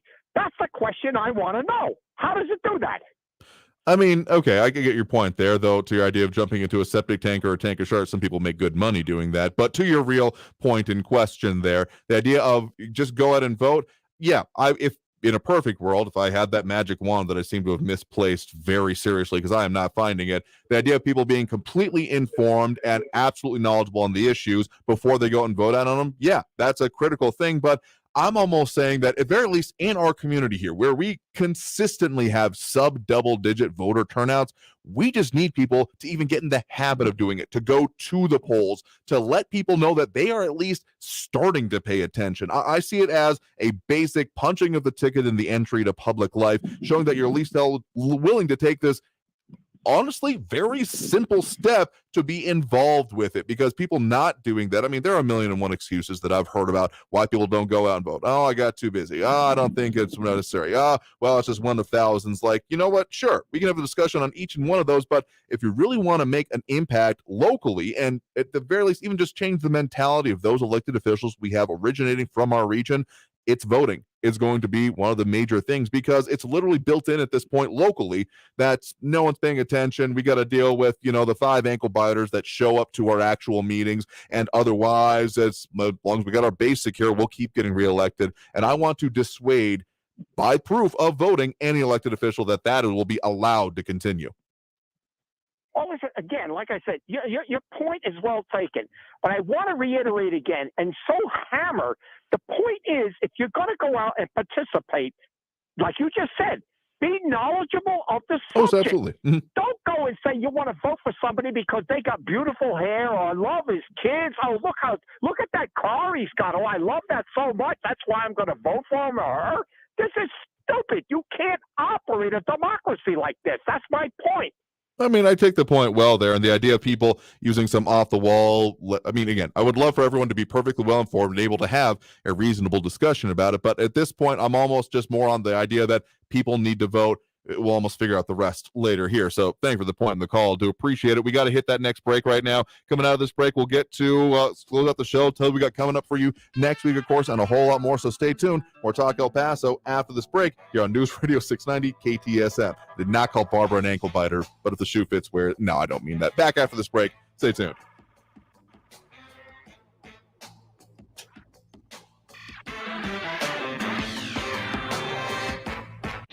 Traffic all day. News Radio 690 All lanes finally back open from that earlier crash that shut down a couple of lanes. Border Highway southbound at Zaragoza. An accident blocking the left lane. Gateway Boulevard eastbound at Horizon in the Low Valley. McRae Boulevard northbound at the 10 Gateway, an injury accident reported. And Executive Center Boulevard eastbound at West Paisano Drive. Try Mesa Street across from the I-10 to go north and southbound there. Carrie Edwards, El Paso traffic. This report is sponsored by Red Pilled America. Wondering how our country can get out of this mess? Then you should be listening to Red Pilled America, the best storytelling show in the country. This week we tell the story of how our culture has shifted so far to the left. Listen to Red Pilled America every week on the free iHeartRadio app. That's Red Pilled America. Hey, it's Maura Courtney Lopez, and we know life is better together. Smart Mouth mouthwash gives us the confidence to make life's moments amazing. We are all getting together more, and Smart Mouth's 24-hour power of fresh breath with just 2 rinses a day keeps us from worrying about bad breath in those up-close moments. Go to smartmouth.com/radio to save 20% or find Smart Mouth at your favorite store to give you confidence as we get closer to each other. Remember to make life's moments better together with Smart Mouth at smartmouth.com/.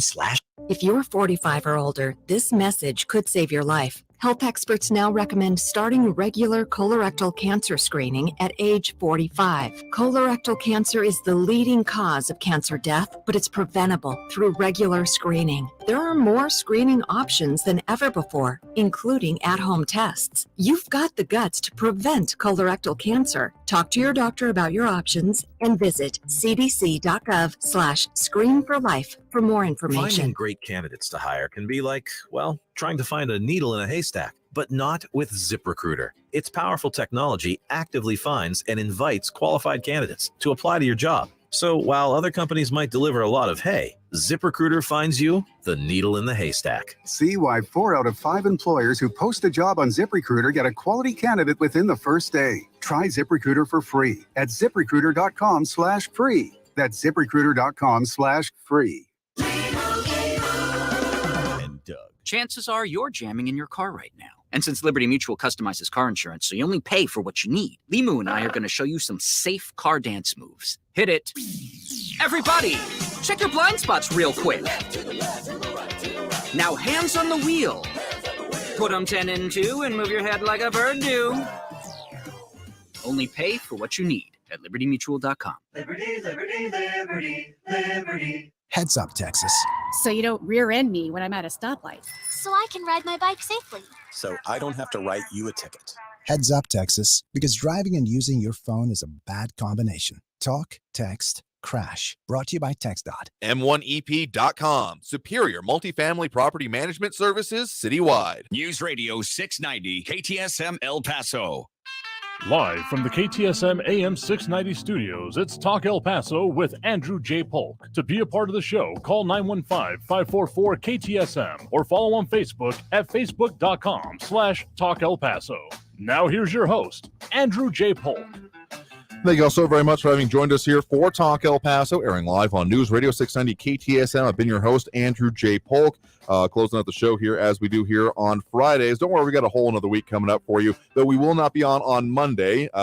The company is off, actually, believe it or not, for the 20th, the observed date of Juneteenth. So there will be some replacement programming in place. But don't worry, we will, of course, be back on Tuesday with more live talk here, including more talk, of course, with Stephanie Seifert, more on her investigations as such, and all the important things, including, well, a lot going to be focused on, I am positive, about what is going on with UMC and a lot more with that. So stay tuned for that and a whole lot more. A lot of comments come in. Again, if you want to see everything that has been said during any particular show, social media is the best way to do it. But we got time for one more call here on the line. We do have Joe on the west side here with us. Joe, we got about a minute.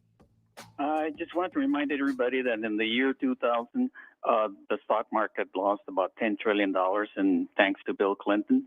And also, I wanted to let people know that they shouldn't be, criticizing Biden as a ramshackle moron and a crooked politician. We should just focus on the entire Democratic Party, and tell people, because people all over the world know that Biden is incompetent and doesn't know what he's doing. So why focus on Biden? Let's focus on the entire Democratic Party. And I had more to say, but I don't have time. Thanks.